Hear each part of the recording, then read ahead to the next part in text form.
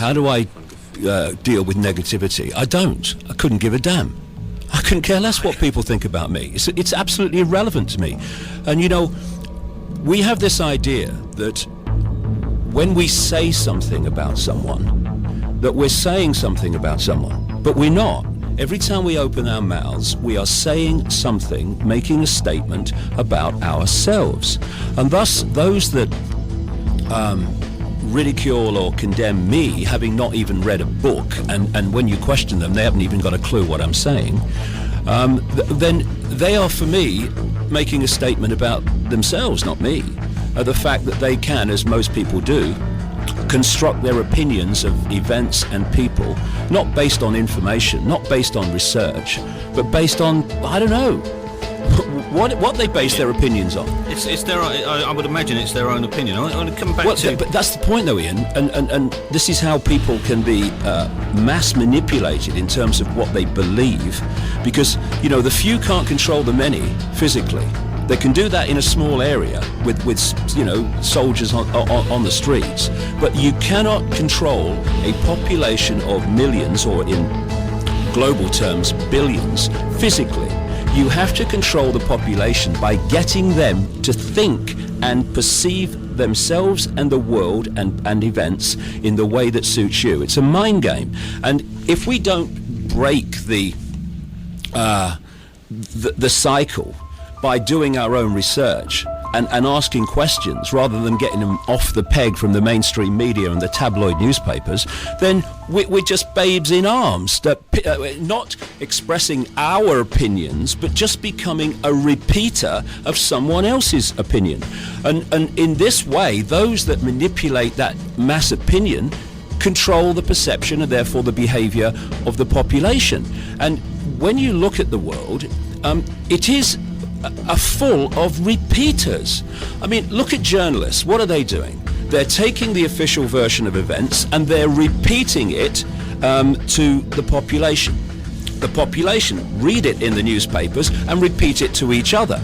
You go to school and you have repeater teachers telling the pupils the way that the system wants them to see the world, and all the teacher is doing is repeating what's in the curriculum. When you've got a situation like with my son Jamie, who was taking a course which included a section in the exam on global warming. It's now called climate change, as the temperatures fall, you'll note.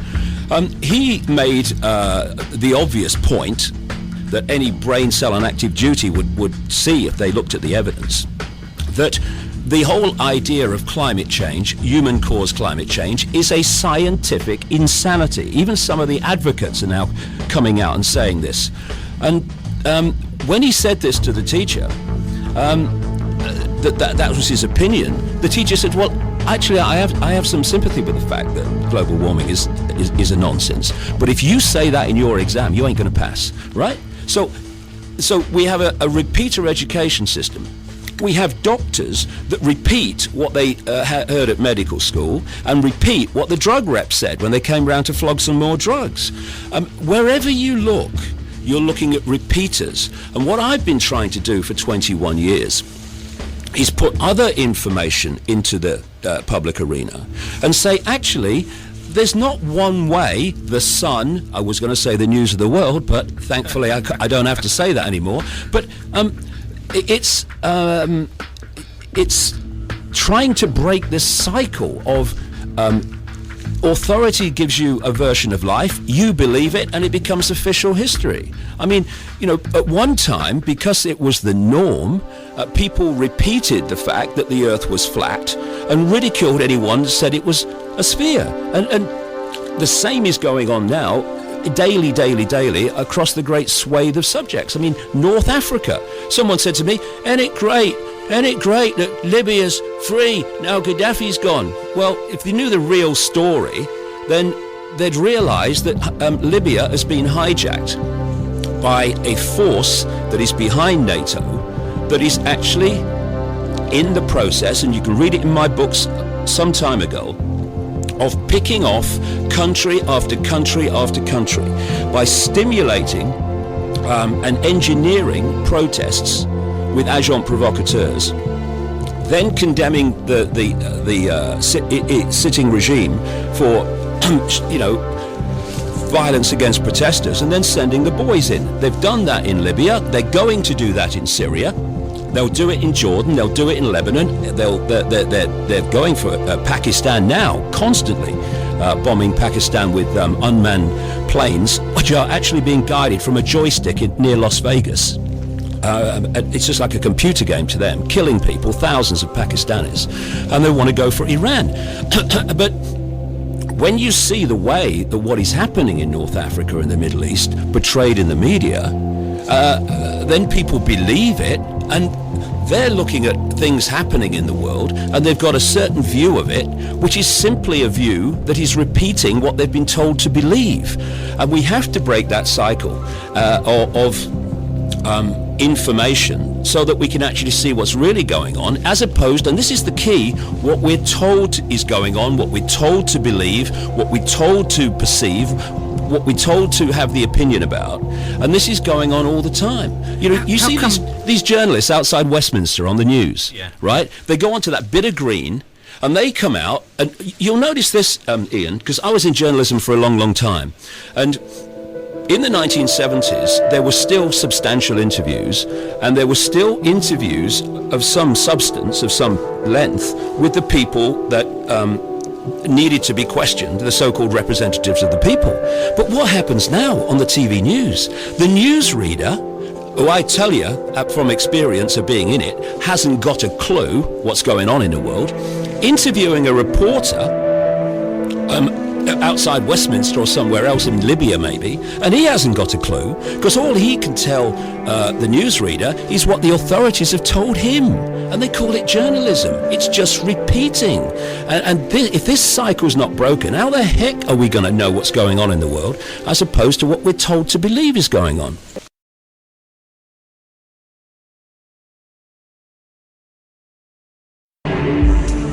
You ever heard that phrase, everyone knows that, mate? Well, why does everyone know that?